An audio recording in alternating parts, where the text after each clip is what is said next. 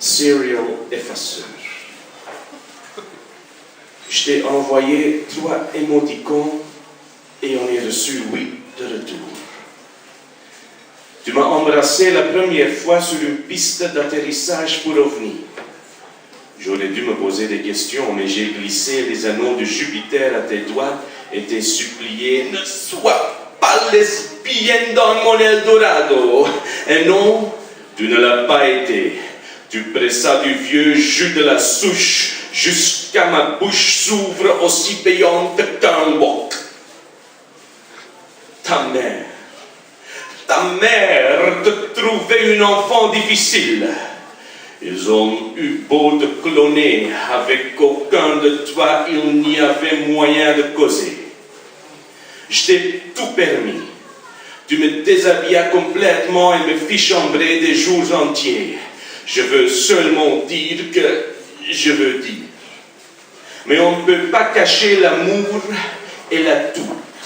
Tu semblais surtout forte question tout et me récompensa avec de l'adultère 24 carats. Meilleur, plus riche, plus beau, plus mince. Au sang figuré, tu m'envoyas faire des bains de pied dans le Styx et tu me fis disparaître sans pitié comme un serial effaceur. Sur la plaquette de ma sonnette est désormais écrit en grosses lettres « Eunuque du harem, caniche avec gueule de bois ». Mais un fait est un fait. Le ciel est bleu, le cancer est à la mode. Je voudrais que tu sois un phoque. Comme ça, je pourrais t'achever à la patte.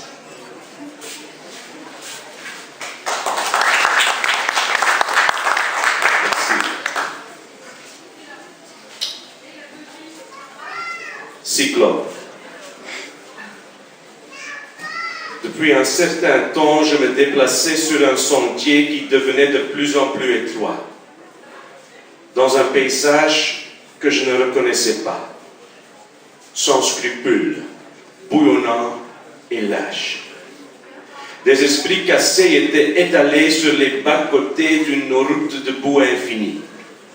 La vie y était chiche et paumée comme des pêcheurs sur une mer de Styx. Hennissant fort, soudain, mon cheval se mit à piaffer. Je criais « Oh, couchez !» Dans un boucan de tonnerre s'élevèrent droit devant moi 2 piliers de viande du sol. Des jambes gigantesques, pieds en l'air, qui s'ouvraient lentement. Dans leur pli se montra l'œil foudroyant d'un cyclope. L'œil puait. Mes jambes tremblaient.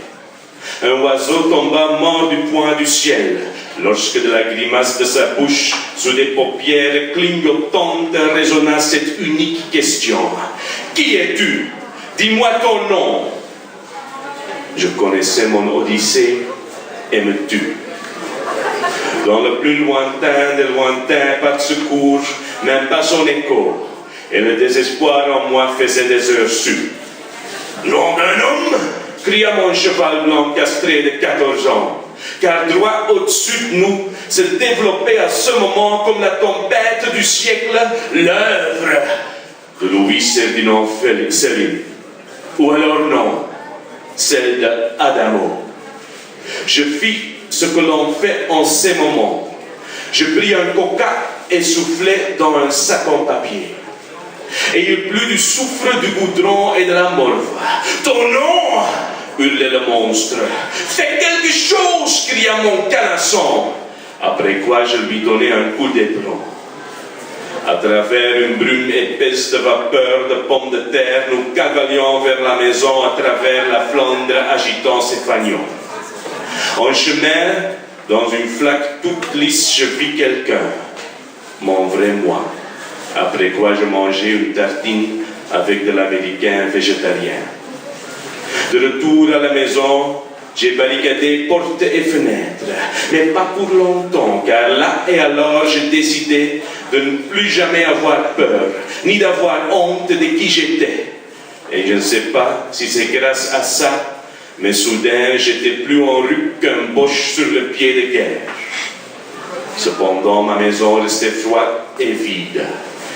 Il n'y avait qu'un gros papillon dégueulasse qui avait chié sur la carpette.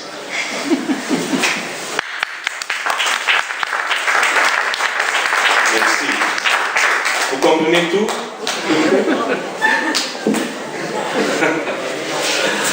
Voilà.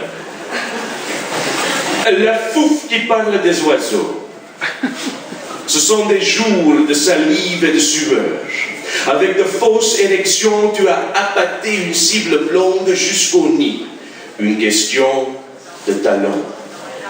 Elle colle comme une tige ronde ronflant au matelas. Vient d'Alabama. Voici les contours de Shangri-La. À la maison, pourtant, on t'appelle le lécheur mou. Le soleil du matin est un brûle-tout qui crépite dans ta bouche. La radio chante « Who's your daddy, daddy ?»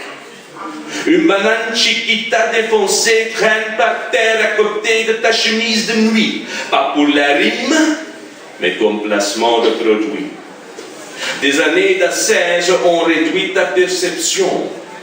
Tu ne vois que le cul t'en cumule, pute dans un put. Bientôt tu pars avec ton autre dîner à Monaco. C'est son anniversaire et elle vivra longtemps et le mot du jour c'est joyeuse faciale d'anniversaire. Ce qu'il y a d'unique à Monaco, c'est son terrain de golf classé paysage protégé, dit un ange à travers par le fond de sa bouche, le même qui soupire à l'angoisse dans son bassin. There is a man who knows the answer, but you can't consult him right now, because somehow his head got stuck in the rear of a racing horse. Retiens la haine, dénerve l'angoisse. Voici un tapis rouge.